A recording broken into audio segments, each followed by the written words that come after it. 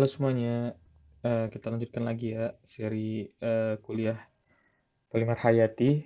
Ini lanjutan dari video sebelumnya yang kita membahas starch based starch bioplastik yang dua metode sebelumnya ada solution casting sama ada starch starch blending gitu ya.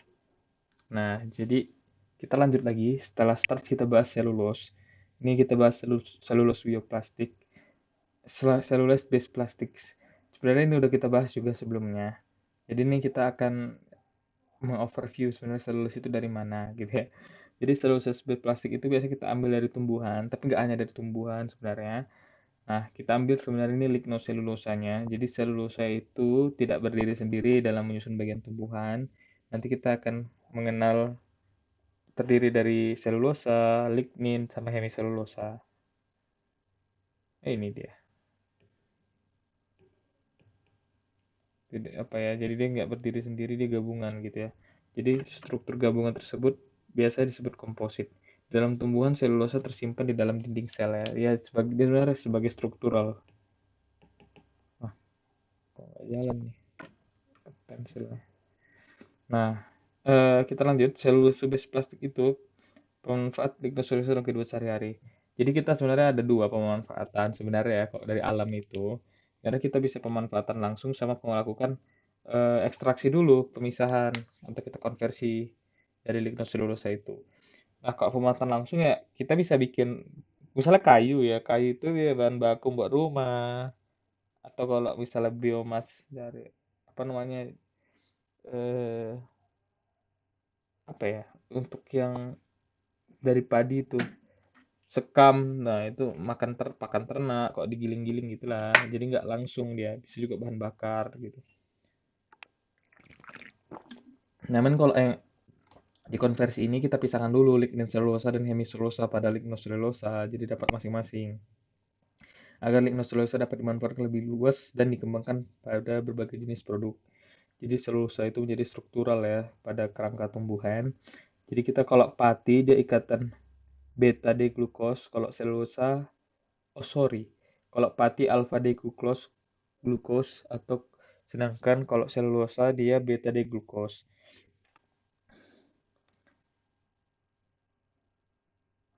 Kalau dia kan ini aja lah bahas langsung. Kok subunit si selulosa beta glukos, pati alfa glukos sama-sama ikatan glikosidik, dua rantai gula sama-sama 1,4, tapi kalau pati dia ada 1,6 juga untuk amilopektinnya, 1,4 dan 1,6. Tapi kalau bentuk rantainya dia seperti ini dia.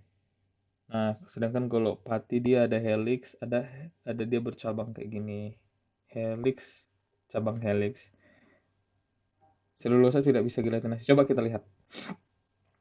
Selulosa, ini ya selulosa. Selulosa itu dia bolak-balik gini. Nah, atau dia ikatannya beta, beta D glukos. Kalau alfa dia di atas semua, dia atau satu arah semua. Jadi CH2OH-nya ini juga searah gitu dia pada satu sisi.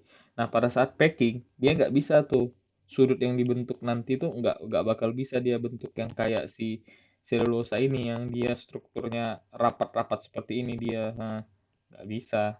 Nah, jadi karena dia ikatannya rantai seperti itu, maka basisnya dasar kekuatannya itu udah sangat tinggi. Kenapa? Ikatan intermolekuler dan intramolekuler itu sangat besar, jauh lebih besar dibandingkan pati. Nah, kalau inter itu dia antar antar ini eh, antar molekular, kalau intra itu di dalam molekulnya. Nah, ini contohnya C3 C6 itu berikatan. Ini ada C3O sama C2 C6 nah berikatan. Nah, jadi kalau misalnya dia dilarutkan ya nggak bisa gitu. Karena dia ikatan sekunder sangat banyak, nggak bisa digelatinasi dia. Jadi pertama kita bahas dulu ya hemiselulosa dan lignin biar kita tahu. Jadi kalau hemiselulosa itu adalah komponen dalam kayu yang tersusun dari mannose, galactose, glukos, glukorinik acid, silos sama arabinose. Nah, dia karena komponennya banyak. Jadi dia tidak memiliki pola, sifat mekaniknya rendah, dan kimia juga. Sedangkan lignin adalah polimer hayati kedua yang melimpah di dunia dan berperan memberikan warna kecoklatan dalam pada kayu. Nah, si lignin ini juga yang membantu kandungan kadar air pada kayu gitu. Jadi dia bersifat hidrofobik, jadi dia menolak air dia berlebihan. Nah, tapi si lignin ini dia mudah larut dalam NaOH. Jadi kalau misalnya dia pH lebih 7 atau basah, lignin dan lignin sama hemiselulosa itu larut, sorry, kok nggak larut kok di sini. Sedangkan si selulosa itu baru nggak larut gitu, kebayang nggak sih? Seperti itu deh. NaOH kan basah, pH lebih dari 7 ya. Ini dia kalau si lignin itu sebenarnya prekursor yang kita sebut ya. Ada pecomyryl alkohol, coniferil, sama sinapil. Kalau si hemiselulosa itu ya, ada glukopironase, monopironase, nah gitu. Ini ada selulosa base plastik.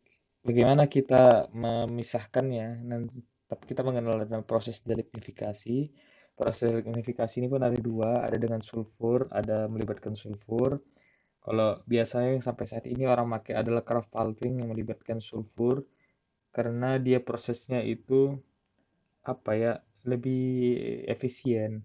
Tapi dia menggunakan larutan NaOH tambah Na2S, S adalah sulfur, di mana akan melakukan pencemaran lingkungan juga karena penggunaan sulfur yang banyak. Jadi kita sebenarnya kerap itu nggak sekali berulang-ulang dia. Jadi nggak sekali proses, jadi kayak berulang-ulang gitu. Bahkan nanti ada sampai proses bleaching, nanti kita akan bahas untuk melarutkan lignin dan hemiselulosa ini. Tapi sekarang udah dikembangkan lagi namanya si organosoft pulping. Kita pakai pelarut organik, alkohol dan etanol. Nah, ini konsepnya kita bisa pakai lagi. Jadi kan nanti setelah dilarutkan, kita panaskan kan menguap, kita hasil desetilasi lagi, jadi kayak balik lagi dia pelarut organik ya. Tapi ini salah satu kekurangannya mahal harganya, jadi kayak belum rugi lah, masih rugi lah para produsen atau para industri pulp and paper ya, terutama ya yang bikin kayak gitu. Kalau soda pulping ya pakai NaOH saja, tapi ini tidak efisien. Ini dia selulosa plastik, craft pulping, proses menggunakan lignin dan hemiselulosa menggunakan metode craft pulping. Jadi tambahkan NaOH tambah Na2S. Prosesnya beda dari kita harus perhatikan juga beda sumber, mereka beda proses. Dalam beberapa kasus proses ekstraksi selulosa dari lignosa tambahkan proses bleaching. Jadi proses bleaching ini dia meningkatkan keputihan selulosa yang dihasilkan dengan menghilangkan lignin dan zat warna sisa setelah melakukan craft pulping. Nih, kanal fiber setelah craft pulping. Nah, setelah bleaching dia jauh lebih putih. Bagaimana proses konsepnya? Sebenarnya kan kalau kita bleaching itu menambahkan zat yang bernama hidrogen peroksida, di mana hidrogen peroksida itu adalah oksigen, ada di oksigen dengan radikal bebas. Karena dia tadi kan asam ya. Jika terlalu lama, oh sorry, oksigen dengan radikal bebas. Nah, oksigen radikal bebas tadi menyerang ikatan rangkap pada benzen. Nah, ikatan rangkap ini terdapat nanti gugus conjugated. Gugus conjugated itu adalah yang menangkap warna. Ketika gugus conjugated ini diserang, rusak, maka warnanya hilang, jadi putih dia.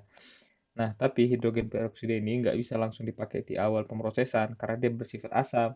Karena dia asam, tadi kita tahu jika terlalu lama atau konsentrasi tinggi, maka si selulosanya itu akan larut atau pendek-pendek dia karena putus.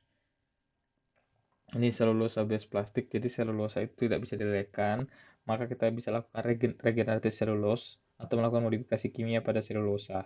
Regeneratif selulosa kita ubah dari selulosa 1 ke selulosa 2 atau solution of cellulose dengan menambahkan CO2 tambah 50 di 50 derajat Celcius tambah DBU 18 diazibasilo, nah itulah, sama DMSO di metil sulfoksida tambah CO2 di 450 derajat, maka solution of cellulose selulosa 2 kita regenerasi atau kita dry dapat selulosa filmnya, maka bisa dibikin produk seperti ini salah satunya. seperti itu ya guys. Mungkin itu aja pembahasan singkat mengenai selulosa base plastik. Terima kasih.